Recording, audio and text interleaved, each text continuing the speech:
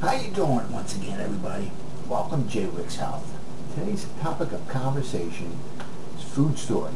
Once you get your food from the grocery store, home, how do you store it to maintain the proper quality and taste of the food? Now, obviously, when you bring home food, a lot of it goes into the refrigerator.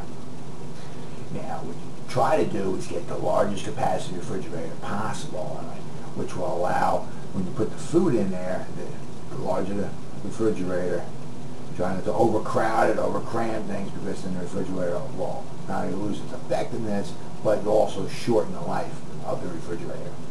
And obviously, some of the food also goes into the freezer. Now, some foods can be kept up to a year or possibly even more. But if you try to keep the food an extended longer period of time by lowering the temperature in the freezer, that's not quite an efficient way of using the freezer. Also, if you do put food into the freezer and put it into a storage bag or a container, try to label the container or the bag with the date that you put it into the freezer, plus also maybe a small description of the contents of the bag or container. Since you have the freezer, you have the refrigerator, now what else you have? You have the pantry. And some foods can be kept up to a year or more in the pantry, in a cool, dark place. Items such as cans of vegetables, cans of fruit, sauces, as well as vinegar and oil. Also, once again, be sure to check the pantry on a regular basis and discard any outdated products. Potatoes also need to be kept in a dark place to keep them from sprouting. Now, just a few quick refrigerator tips.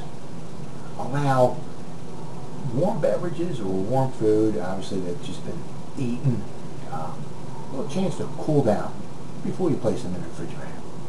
Make sure you wrap or cover all food that is to be stored. Place all wrapped, uncooked meat, fish, like on the bottom shelf in a tray. Place dairy products, pastries, and ready-to-cook meals on the upper shelves. Keep all fruits and vegetables in the bins on the bottom of the refrigerator. Store bottles and cartons upright, obviously, on the door compartment. Once a month, you should unplug your refrigerator, empty out its content, and clean the inside with some warm water that has some antibacterial soap. And then make sure once you get done with that, make sure you rinse thoroughly. Very important. Well, that's all the time I have right now. Thanks for watching. I'm Jeff. Thanks for watching Jwickshealth. I'll see you again next week.